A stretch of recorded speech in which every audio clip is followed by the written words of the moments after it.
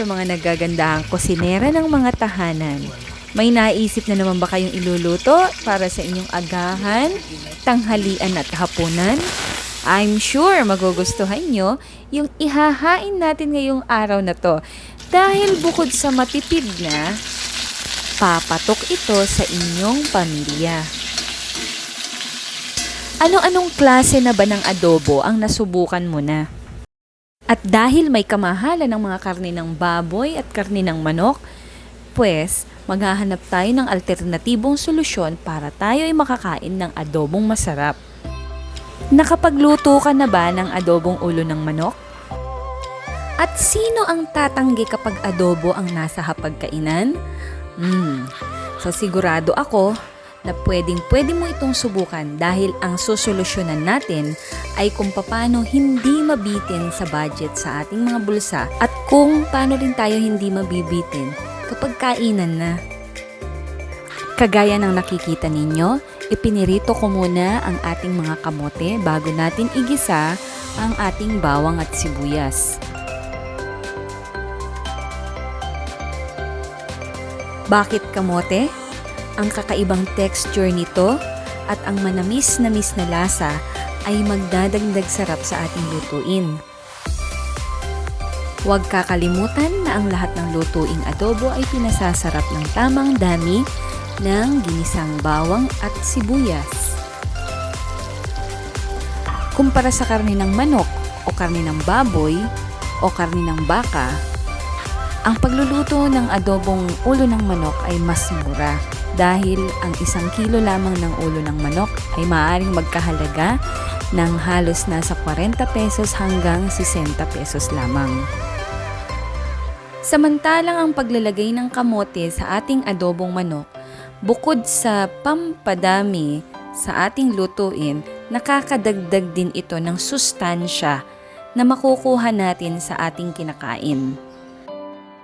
Malimit nating makikita ang mga ulo ng mga manok na inilalako sa mga ihaw-ihaw.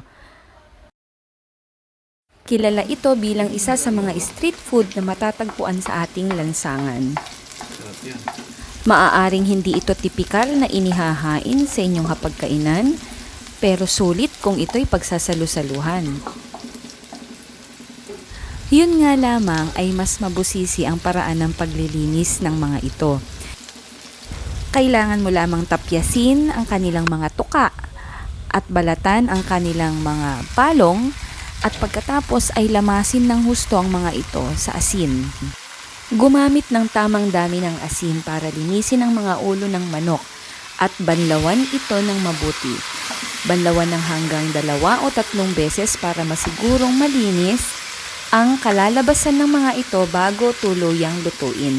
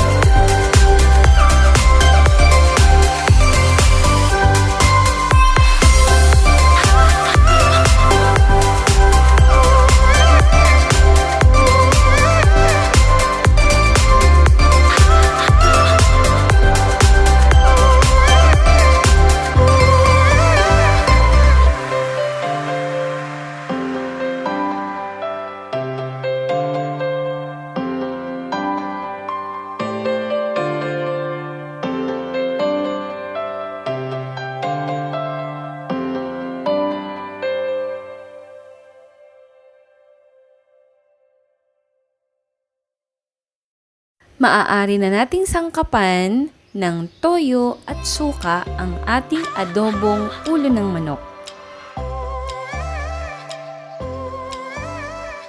Maglagay ng toyo at suka ayon sa inyong panlasa.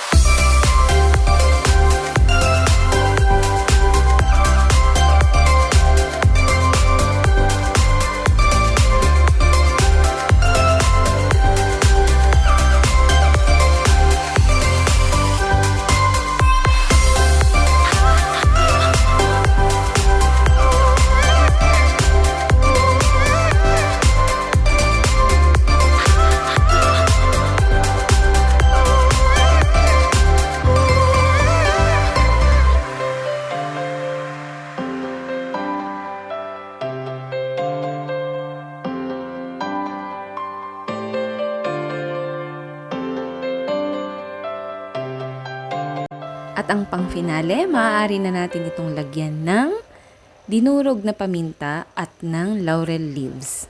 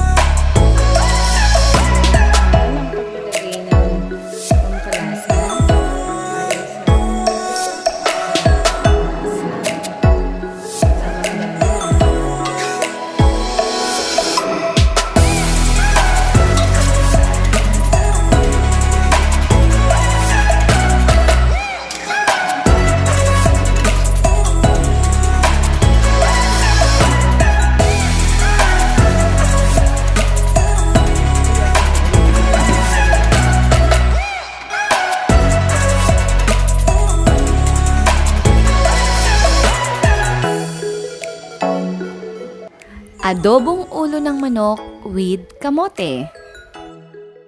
Munting paalala lamang sa mga hindi pa sanay kumain ng ulo ng manok. Ito ay may maliliit na buto kung kaya kailangan ay ingat lamang. Tandaan ng kasabihan, ang nagmamatulin pag natinik ay malalim.